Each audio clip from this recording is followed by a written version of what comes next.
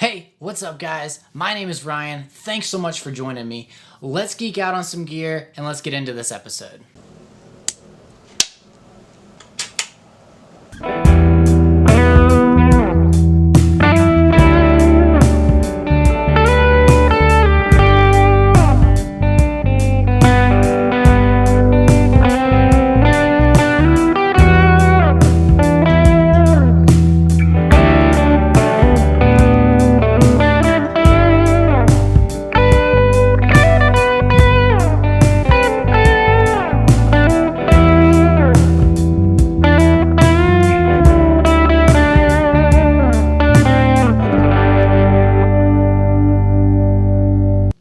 Okay, so first of all, let me talk to you about the purpose of this channel.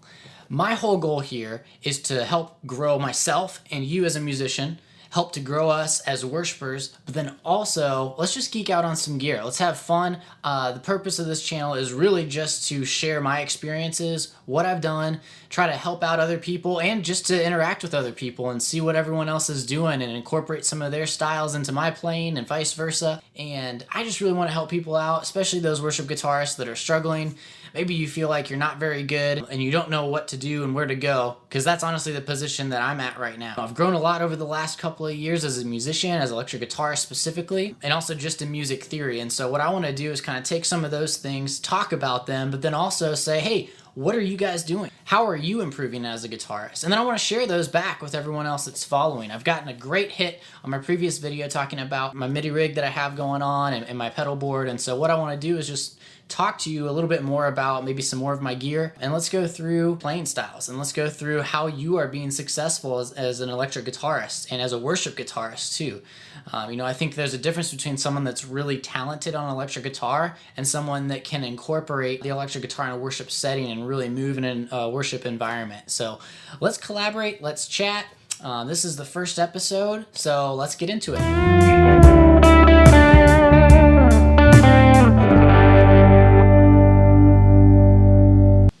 Okay, so let's talk about episode 1, what I think is the most important part of playing worship electric guitar, or playing electric guitar in general. I've played for 5 people, and I've played in front of 15,000 people. How did I do this? How was I successful? Especially when I think I'm kind of stuck in my playing, it's really just showing up and being prepared. Number one thing you can do as an electric guitarist, as a musician in general, show up and just be prepared. It seems like it shouldn't need to be said, but it's one of those things that I struggled with on my worship team. When I was leading worship and the electric guitarist would come and wouldn't know their parts, they'd be struggling through trying to find the parts. Well, it makes running a rehearsal very inconvenient, and it wastes everyone else's time. And so if there's anything that I could give you guys, if there's one piece of advice, just come prepared. It means all of your tones are set up. That means your gear is ready to go. It's functioning. There aren't any cable issues. There's no, the tubes in your amp aren't about to blow. I mean, these are just things that you just need to take into consideration before you're coming to a rehearsal, let alone the gig. And believe me, I understand that things happen. I've been there before. I've blown tubes.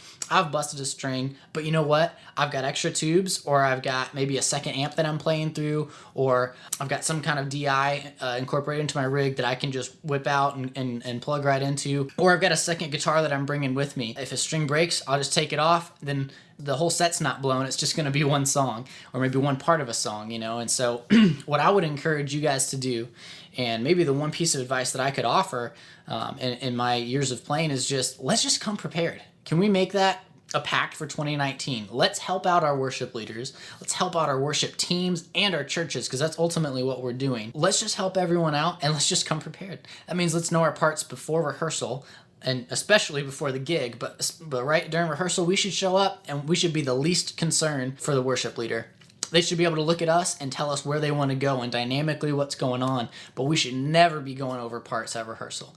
Now, if we're being thrown a curveball, that's a whole nother thing. I'm not going there, but how hard is that to do? Let's just show up and let's come prepared. And so, episode 1, how do I come prepared? Let's talk about that. So when I'm practicing, we use Planning Center. I don't know if you all use Planning Center, but I use Planning Center. It is awesome. It's so great. It's such an amazing tool to help a team out. You've got all of your charts in there. You've got the song that's been transposed in the correct key so that you can practice to. And so what I do is I'm going to set up my board. So here's my board. This is what it looks like. I will go through and I will set up specific tones for specific songs. And you can see here I've got my MS3. I've got 4 different tones per song that I can choose. And I can even do more than that. I can bank up and down, but usually I do just these 4.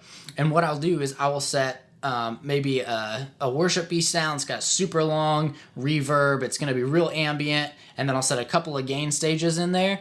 And then maybe something that's a little bit different, like a tremolo or a chopper, or maybe a chorus or a mad synth or whatever with my H9s.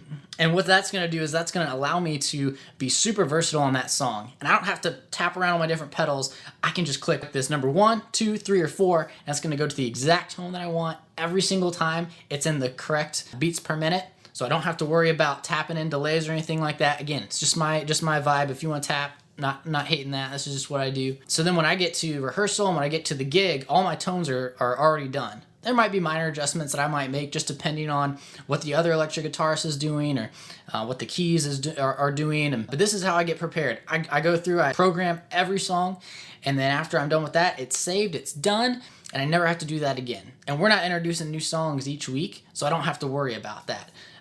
If we got a new song coming up, maybe once a month is when you do a new song. I don't know what your church is like, but it makes it super easy because you don't have to worry about programming each week. It's the same song. It's going to be the same time. It's going to be the same BPMs. It's going to be done normally the same way every single time. And so this just helps me to come prepared. Number 2, I talked about it in the intro a little bit. Come prepared with gear. I've got 2 electric guitars that I'll bring normally to each rehearsal and each gig. And I've got an amp with extra tubes that I'm going to bring. And this is just so that if anything happens, I'm ready to go and I'm prepared. I even bring an extra drum key. I bring extra cables. I bring everything so that not only am I prepared, but anyone else on the team that needs some help, I can actually pitch in and help them. So what that helps do is that takes a lot of heat off of the worship leader or whoever is in charge at that point in time. And that lets me just minister to them and say, hey, I got this. It's all under control. You don't have to go searching around the whole church, or you don't have to go drive to your nearest Guitar Center or Sweetwater. Big plug for Sweetwater, by the way. Awesome company, my favorite company. All my gear is from Sweetwater. Derek Sinistraro is my sales rep. Had to put a plug in there for that guy. Amazing guy. Anyway, no one has to go searching for any kind of gear or has to go buy something real quick. It's all ready to go, and it's all just taken care of. Okay, last thing that I do when I come prepared, or to help come prepared for a worship rehearsal or a gig or anything like that, know your parts. This is super easy. They got tons of tutorials out there. They got tons of material, even just YouTube. You don't have to pay for any services. Just go onto YouTube. You can go in there. You can see all the different styles, all the different, lead guitars. Just search the song and lead guitar. Right after that, it'll pop something up. If you don't like that, there's also worship online. There's worship tutorials. All these different resources that you can use at your disposal. Just go in there. You can pay for some. I think it's like $10 a month. But what you can do is just learn the part. Know the part inside and out, and know for a fact every time we go to the chorus, this is the chorus part. And that's how I split stuff up. This is the bridge section. This is what I'm going to do every time on the bridge. This is for the quiet, then at the build, and then this is when we're all out. I know exactly what I'm playing. Same thing for the choruses, for the verses, and you can still be creative in that. Don't feel restrained, but the whole purpose of learning a song and learning the parts to themselves is that you know the basis, you know the structure of the song, and now you can build off of that and elaborate. If you come in and you don't even know the parts to the song, all you're doing is stepping on everyone else's toes, and you're totally ignoring musical space, which is a huge factor when you're playing in a worship environment. You need to understand which instrument is supposed to be filling a certain space at any given point in time, and you guys need to be collaborating. And if all you're doing is you've got your head stuck in your music and you're not communicating with anyone else, you're just doing the whole band and you're doing the whole church a disservice by just going through the motions. You're not really engaging in worship. And that's what we're supposed to do as worship guitarists. We're supposed to engage with the congregation and with our teammates when we're leading in worship. So that's all I got. I hope this was super helpful. Please comment below, hit the subscribe button. I'd love to chat with you and hear where you're coming from. And I'd love to hear more. What do you guys want to hear? Tell me what you want to hear. Anyway, my name is Ryan. It was so good to talk to you. Have a great day. I look forward to seeing you next time. See ya.